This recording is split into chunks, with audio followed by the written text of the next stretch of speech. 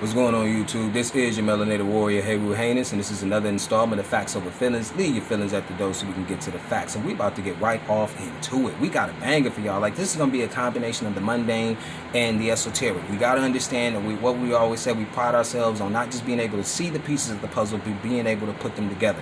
Now, what encouraged this and it lit a fire up under me is because you cannot marginalize the information that you've been receiving about this region. It goes to show, one, it shows how ignorant we are of how far-reaching and how extensive there are, this regime is, this hidden hand. Because a lot of us, when we think of what goes on, that we think of that they're autonomous or that they're operating independently or that this turmoil inside of these regions is, accounts for all of this instability. No, they're operating, it's operating like clockwork. This has been, it's always guided by the hidden hand, is what you have to understand. Notice something. Remember what we talked about, and we said this earlier. Because for some odd reason, people always think that they're operating independently. Remember when we talked about the fall of the Qing dynasty, how that came about because Britain and France and all of these European powers, especially in the Second Opium War, had went to war with the Qing dynasty, destabilized them, and then forced them to open up their ports. And what happened between 1898 and 1997, which was a 99-year lease they put out on this country. So you got to know that when they leave, that because they leave physically does not mean that their influence is gone. That's what you need to know. It's the same thing that happened in Central America. Even though we know that around the early 1820s, I believe in 1821, 1823 or something like that, when the Central America had got their freedom from Spain, they still did not leave. They still did not leave. And so that's what we're going to hit on. So we know that Central America as well. Let's start visualizing these things, right? We know that Central America is El Salvador, it's Guatemala, it is Honduras, it is Nicaragua, it is Panama, and then over to the east you got the Caribbean islands, which some of them are Bahamas, the Cayman Islands, etc. So what you have to also understand too, in these regions they're called tax havens. This is where the rich hide their money and don't pay no taxes. So you got to understand, think critically. If this is where I hide trillions of dollars, do you think that I'm going to allow these governments to tax me on my money? They have to be poor as shit. Nobody has to have no power because what do taxes provide for? Schools, libraries, hospitals, etc. If you imagine somebody got trillions of dollars in your bank and you can't get no money from them. I need you to wake up. So we're going to read a couple articles because we're going to get right into it. This was in Reuters. Okay. And the title is Venezuela reports crushing heavily armed gang in Caracas, blames U.S. Colombia for instigating violence. Colombia is in South America, but we know that Colombia really has no power in this situation because we know that the U.S. has controlled Colombia for a long time. Every other region, remind you, it's all controlled by the Western Bloc. Okay, so let's read. The Venezuelan government has said it has derailed a violent gang's plans to create chaos in the capital. The street battles in northwest Caracas lasted for some 72 hours and left at least 26 dead, including 4 officers. This week, parts of the Venezuelan capital turned into a battlefield as some 2,500 government troops engaged in a shooting war with the so-called Coqui gang, named after the nickname of its leader, Carlos Ruiz Revete, who has an estimated 250 people under his command and alliances with other gangs. The powerful criminal organization is based in the northwestern Cota 904 neighborhood and has influence in areas of El Valle, El Cementerio, El Paraíso, La Vega, and Santa Rosalia. Okay, so now that shows you, the extent. Now let's continue to keep reading. Very important part. The authorities seized a large arsenal of weapons and munitions during the operation. Among the arms were tens of thousands of rounds of different calibers and several anti-tank weapons, including a Soviet-designed RPG-7, an AT-4 launcher, and a Carl Gustav recoilless rifle, officials said. You know what type of rifle that is when you ain't got no recoil? The Coqui gang is known to have military-grade weapons at their disposal and have occasionally bragged about their stockpile on social media. Venezuelan officials said the seized weapons were Colombian, we know it's not Colombian, and American in origin. We just told you what origin they're from. They said Soviet. And then we already know a fact, right? We know that what? We know that America, the United States, and in Russia is responsible for selling 60% of the world's weapons. Once again, Dwight D. Eisenhower, beware of the military-industrial complex. Okay, destabilizing these regions. You just don't get it. You just do not get it at all. And so what they're finding is that how can they create peace and tranquility amongst their nations when you have these powerful Western governments funding gangs? And then you have people like Trump who play on the ignorance of these blancos and say, oh, well, yeah, you know, these cartels are so powerful and we don't want them sitting up here coming into the United States. We know you don't, because you have the receipt for their weapons. This is what they've always done. You see what I'm saying? Because you have to understand, remember we talked about Central Intelligence Agency. Now, according to law, the Central Intelligence Agency can't operate domestically, which we already know they break the rules. We don't know that they don't abide by their own rules. So remember, think about the name, Central Intelligence. So considering the fact that they can only operate internationally, and they are considered the Central Intelligence, you don't think that they knew what happened to the Haitian president? Just like that? Okay, pause. Since you guys don't know, since the ignorant, this is why I'm telling you all the time, because the comment that I made in that video, like I just talked about, I had said something to the effect of, okay, after the Haitian president was assassinated, why would they transport his wife to Florida? And then I had comments by Blanco. He's like, oh, see, that's you're ignorant. See, the Dominican Republic and all of them, they have beef with Haiti and blah, blah. He's a diplomat. He's a politician. It's just like if something happened to a Russian diplomat, or take when something happened to Vladimir while he was over here in the United States, or something happened to a Chinese diplomat or the Chinese president right here over in the United States. You think that the United States wouldn't treat them? Even though they beefing with them, you think that he wouldn't have access to our best in our hospitals? You see what I'm saying? This is the ignorance in them, and then they don't understand what is the reason for the hostility. It's the same reason why. And then he said, like, oh, and then the Blanco had a nerve to say, oh, these people in the Dominican Republic wouldn't even like you. Like I'm liked by my own country. He said it as if I'm safe in my own country.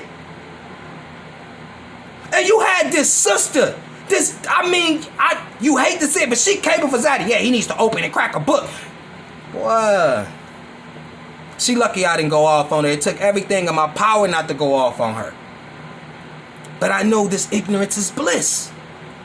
Now see, what we're going to understand is, what we're going to get you to understand is how far-reaching this is. Remember we talked about that they will never relieve or they will never take the knee off of the neck of nobody once they enter there. This is why even though the United States, when you see them drawing or, oh, we're gonna take the troops out of this certain nation, that nation, they never leave the bases. The bases always remain there. There is not a place where these Europeans have went to war with anybody where they have actually left.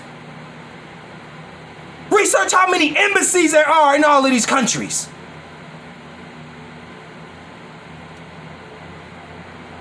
Now, this is the thing. So go on into it. Hold on for 1 second. Now, we're going to read something because we're going to tie it back all in. Like I said, now we're focusing on Central America, but we're going to show you how all these regions are destabilized on purpose. Okay? Now, this is from the U.S. Embassy in Guatemala. All right? History of the U.S. and Guatemala. Guatemala and the United States first established relations in 1824, when Guatemala was a member of the Federation of Central American States. So when Central America gained its independence from Spain, they all came together. All right? The United States established relations with an independent Guatemala in 1844. Now let's continue to keep reading on. Now this is what's important. In June 1954, the U.S. Central Intelligence Agency, CIA, concerned about the threat of communism in Guatemala, assisted in the overthrow of the government led by President Jacobo Arbenz Guzman, who had won election in November 1950. On July 2nd, 1954, according to a pact concluded at San Salvador, a 5-member junta headed by Colonel Elfego H. Monzon assumed power. Communications between the U.S. government and Guatemalan Foreign Minister Carlos Salazar Gatica confirmed the new Guatemalan government's intention to fulfill international obligations. The Department of State consulted with the governments of all the other American republics and determined that the new Guatemalan government intended to fulfill international obligations, was non-communist, enjoyed popular support, and controlled the entirety of Guatemalan territory. See, we always, now that you align with Western, excuse me, I was hype. Now that you align with Western interests and Western powers, we can continue, we'll allow you to exist now.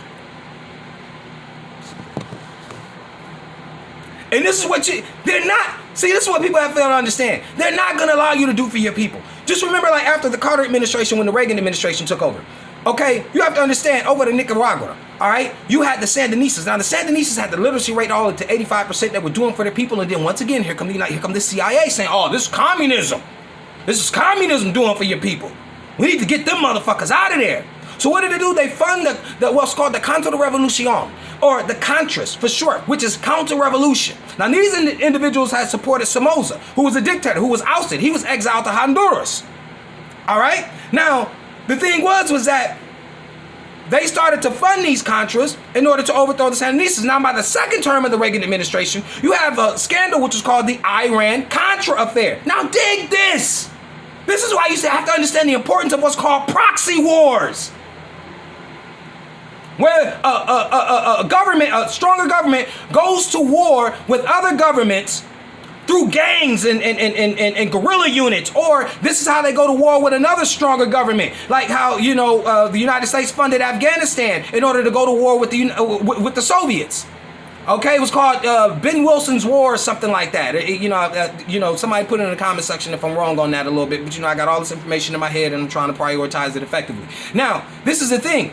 When you go back and you understand, during the second term, this is called the Iran-Contra scandal that Reagan was caught up into, where he was, now mind you, there was an embargo on Iran. Wasn't supposed to be selling them shit. But what was the United States doing? Secretly selling them weapons.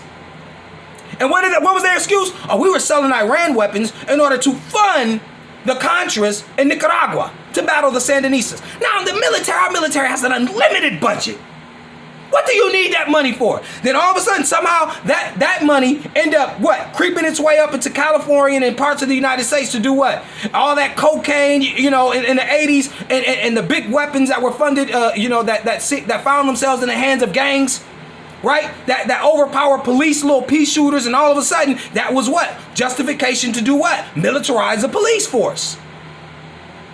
But we're going to get too ahead of ourselves, right? But we know that they were selling weapons to Iran, which they shouldn't have had and shouldn't have done, in order to fund the Contras in Nicaragua. All right? So that they can fight the Sandinistas. This is in Central America, people. Okay? So what you have to understand is, this is the same thing that they've been doing over in Haiti, the Dominican Republic, all of these different nations. So they know exactly. If you've been doing this for so long, remember, this is in 1954 when we just detailed Guatemala. And we know that the history goes back even further than that. But we're telling you right in the 20th century how the CIA was intimately connected with overthrowing governments in that region. Why? One, people say it's all about money, but it's just not all about money, because as we can see now, there was a global agenda. See, now you don't have to worry about these governments being in opposition to you when you got them locking down.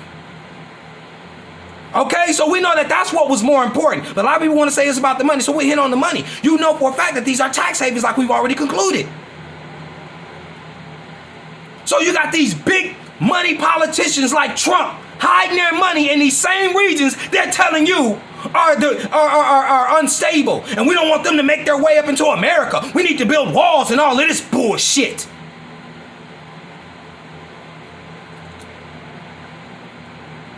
Let's continue on, because see, what you have to understand is that the symbolism is so powerful too.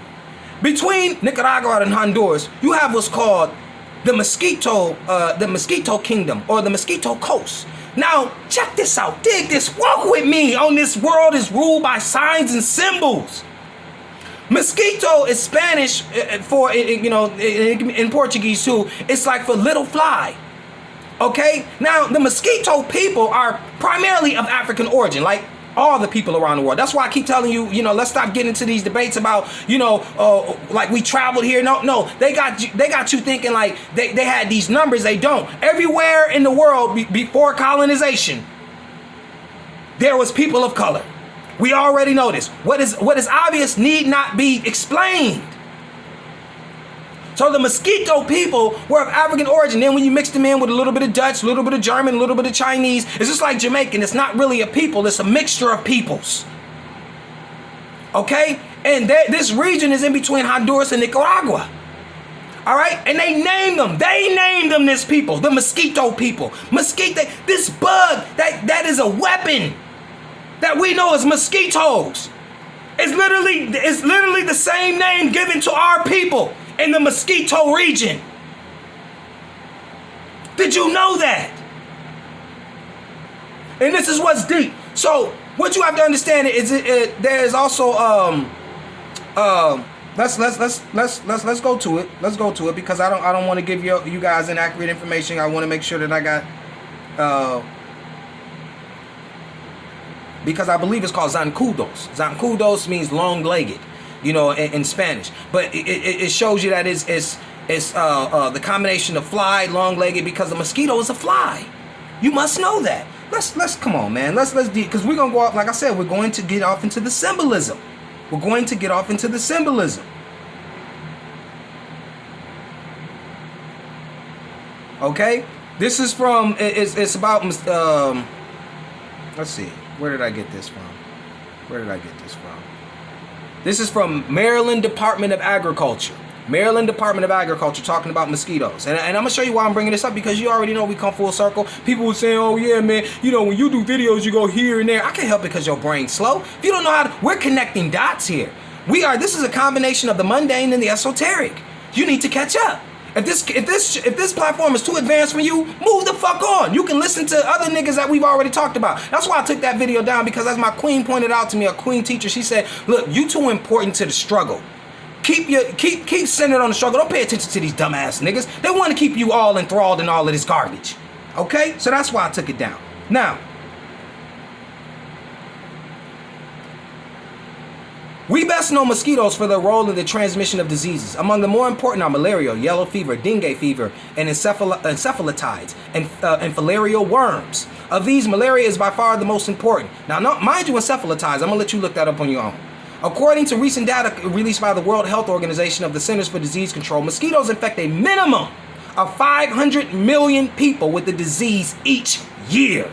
And more than 2 million, mostly children in sub-Saharan Africa, die of it. A knowledge of mosquito biology is necessary to understand the epidemiology of mosquito-borne disease and for a successful mosquito control program. Mosquitoes are insects belonging to the order Diptera, the true flies. Like all true flies, they have 2 wings, but unlike other flies, their wings have scales, and their mouth parts in female mosquitoes form a long, piercing, sucking proboscis. Males differ from females by having feathery antennae and mouth parts not suitable for piercing skin. Nectar is their principal food source. So it's sugar. So we know that the females would rather get the sugar from your blood. Okay? So now you understand that this is a biological weapon. All right? And then now, so you understand, there was an experiment. So when they talked about releasing these genetically modified mosquitoes in Florida, which we all know about, it's not conspiracy theory. They already said that they were going to do this to combat what? So that they can, this gene will be passed on to the females, and then they wouldn't be able to have children. It would make them sterile. Okay, or not children. I'm sorry. They wouldn't be able for larvae. They wouldn't, obviously, birth out the next generation and generations after that. They would become sterile. So the fact of the matter is that we know that you got to trust them. If you want to trust them to do this, then you must. But then you will. But I won't. You see, because we know of what? It was called Operation Big Buzz, I believe it was. That happened in I believe not, because I don't have that right in front of me. Do I have this information in front of me? I didn't. But it was either 1954 or 1955 when the United States government dropped over 30,000 mosquitoes over the coast of Georgia. Okay? With the purposes of seeing how it will react on the population. That's what you need to know. So all of a sudden, some 60, 70 years later, we're supposed to trust that these individuals have the right, we're doing this, to combat illness. That's what we're doing this for. I'm gonna show you, and I'm gonna show you how this is all coming back. Like I told you before, because remember, the world is ruled by signs and symbols. Why would they name our people after something so vile as an insect that feeds on the blood of humans? Why would they name our people after something like that? I hope you know that's where the term mosquito comes from. And then they call our people the mosquito. They name them people the mosquito kingdom. Let me show you how vile these individuals are. This is from the Washington Post. Washington Post. Now look at the image right there. These are their scientists. Didn't I just remind you? Didn't I just tell you there's no such thing as a Blanco scientist? They're allowing themselves to get, they just sticking their arm in there. Let me show you. It says, scientists fight disease-carrying mosquitoes by letting them feed off their blood. Let's read, man. Let's read, because I'm about to look. Now, we're just gonna go over a little bit of this. It says, turn off the lights, put your arms or legs on top of a cage holding hundreds of mosquitoes. Listen to news or call your mom while the critters chow down on your blood. This was researcher Sam Runn's routine when he used a colony of Anopheles gambiae mosquitoes, a species known for infecting humans with malaria, for research on disease transmission. So this is not research, this is how successful can we get these mosquitoes to transmit these diseases we coming up with in our labs. A staff scientist at the University of Notre Dame runs studies how factors such as circadian rhythms and light, remember that, and light affect the feeding habits of different mosquito species. Okay? This is important. I need y'all to internalize this. The colony was picky. It wouldn't feed on anesthetized mice. There you go with that mice again. Or drink from a container covered with a membrane. These mosquitoes retain their behavior from the wild. They wanted, now see, because they're genetically modifying them. They wanted blood straight from a human and only in darkness. Because we all know, traditionally speaking, what we were used to what mosquitoes was, by the time 6, 7, 8 o'clock hit when it was dark, that's when mosquitoes came out. I go out my house right now and I will upload a video just to let you guys know I'm not telling the truth, I'm not making this up.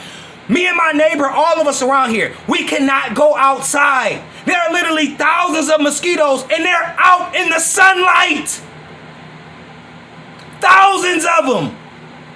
I am not exaggerating. Thousands. I can't even go out in my garden. Like I bought some protective gear and all of that. I will upload a video later on and I will show you exactly how bad they are. While the sun is out, clear as day, no clouds in the sky, thousands of them. So Ron would feed them for about 15 minutes at a time. He's a pro at it now. After the first 2 months of feeding mosquitoes, his body got used to it.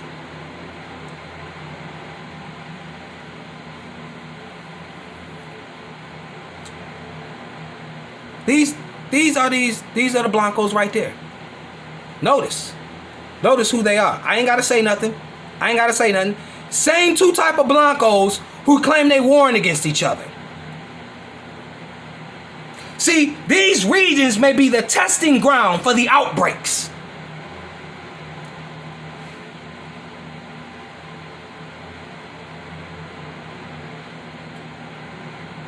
You see? And that operation, it was called Operation Big Buzz. It occurred in May 1955. I thought that I had it. In the U.S. state of Georgia.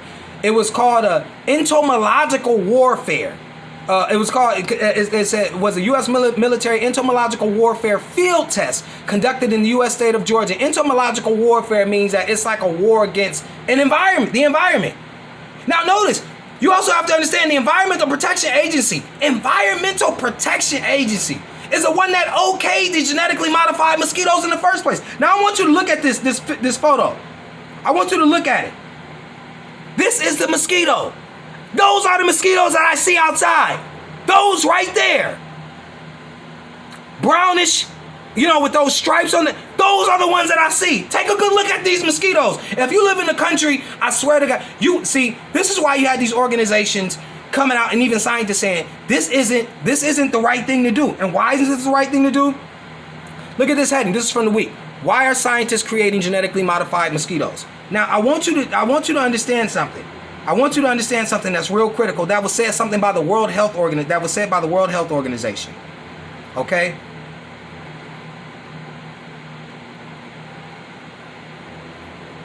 Hold on.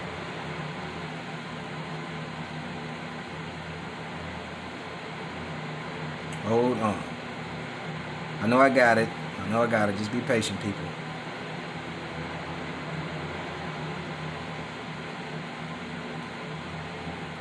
Where did this go?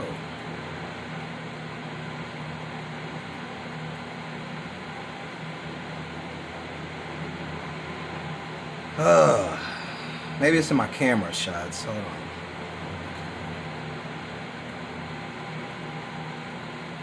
No, it's not there. Give me a second.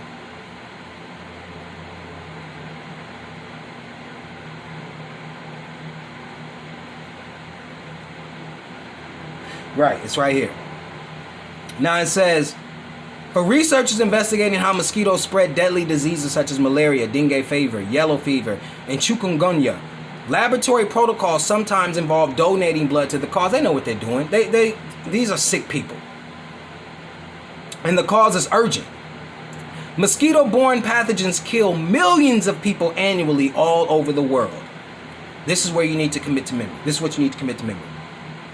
The World Health Organization has called the mosquito, quote, end quote, the greatest menace of all disease-transmitting insects. And yet, not knowing too much about them, genetically modifying them to stay out in the light, because these are like vampires in insect form. So they genetically modified them to stay out in the sunlight. That's what you're seeing. And they know very little about them, as they tell us, but yet you know very little about them, and you will release billions of them? Look, so y'all thought it was just millions. These it's billions that they're releasing into the environment.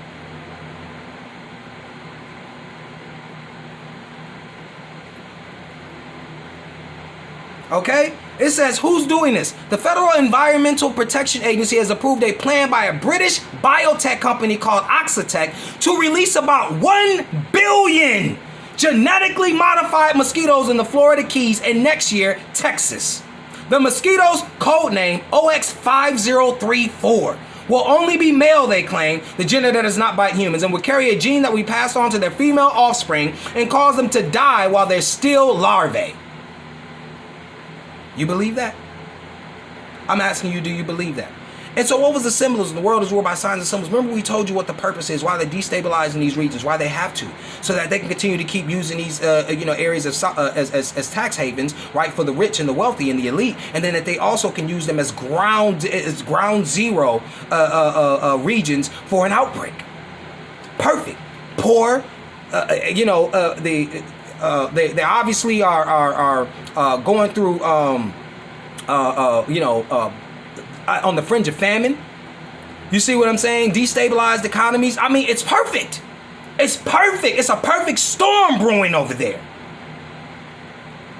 That's what you need to know. This is the reason for it. So anybody, and it's all to create instability. Was there a reason as to why they got rid of that puppet in Haiti, so-called puppet? I don't know. I don't know if he's a so-called puppet, but let's just say, everybody in those regions are controlled and been controlled for a very long time by the powerful Western bloc. You see what I'm saying? Just to create even more instability. None of them have autonomy. None of them have independence. None of them have sovereignty. Period. That's what you need to know.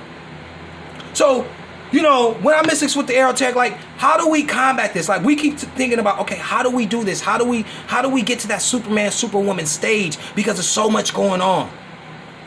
You invoke the dream world into the real world. Remember how I told you, I said how people will talk, they'll write a biography, right? About how their life, this and that, and won't even mention the place where they have to literally be half of their life, which is in the dream world. Remember, there's really only one sense that you have, and that's touch. The light has to touch your eye in order for you to see. Food has to touch your tongue in order for you to taste. Vibrations have to touch your ear in order for you to hear. Your eardrum. But when you are asleep, you can do all these things without touch. When you sleep, your eyes are closed, yet you can see. When you sleep, you can hear in your dream conversations, yet there's no vibrations touching your eardrum. You can taste, yet your mouth is closed. You do everything you do here without actually having to sense anything. You bring the dream world into this reality. The way your brain operates in that dream world is the brain that you want to control this organism. Take back the organism. See, you have to learn from what they're doing, like, you know, in all of these other regions to destabilize so that it can hit toward. Remember, we said keep your mind focused on the end game. And so how you combat the end game is through this meditation, to invoking that powerful you from the dream world and bringing it forth into this reality. That's how you do it. We're going to go deep off into that in the second segment. I just wanted to kind of touch on that. You see what I'm saying? But I wanted you to understand the importance of destabilizing that region. And then, you know, actually tapping into your higher self. This is how you're going to liberate yourself. And note to self, first week of next month, barring any other type of bullshit, the book will be completely done. See, I had to get it, you know, a lot of people are like, oh, you could do, and I understand that, you know, working in, you know, with music for a very long time, I understand, but what I understood is not about what you know many times, it's who you know. And I wanted to employ individuals to make sure that that cover was phenomenal. I wanted to make sure that the editing was on point. You see what I'm saying? So all these things I wanted to make sure was on point, you know, when I put out this manuscript. You know, because I really want you guys to show, and then of course I did it for my chunk, my son. He is my only man. That's my motivation. Like, everybody's like, how do I get on track? You know, put messages around. You know, very powerful sayings and stuff, and you know, all around. Put it on your bathroom mirror. Put it in your car, in your truck, so that you're reminded. Reprogram the brain. You know, with powerful sayings and messages and photos of people who you love, to understand how important it is to reprogram your brain and take control over yourself. Go through your own reconquista if necessary. You see what I'm saying? Because, like, this is a part of the end game. You know, we have to take into consideration what's going on, because these areas will be ground zeros for these military projects. All right, and the only way that we're going to combat these things is by taking over, to, you know, usher in a program ourselves to take over our brain. And we do that by invoking, or by taking the brain that we use in the spiritual realm or the dream realm and bringing it forth into this reality to become the real Superman and Superwoman. That's what we do. But the symbolism is deep. You see, and now that you notice that they're instituting all these other forms of warfare, this biological warfare, you know, in the form of mosquitoes and all this different stuff, and even, you know, these regions are symbolic because of the mosquito people, that they named our people after this disease-carrying insect. You see, so you got to understand the symbolism that's going on too. It's not just blatant, like, the obvious, oh yeah, Haitian president was assassinated and all. No, this region in particular. So we're going to go off into the esoteric, and, you know, it's going to be a part 2 to this series, because we're going to make it all make sense if it hasn't made sense to you already. But all those who are already adept already know where I'm coming with. And this is the Up for Wef Squad. Murder.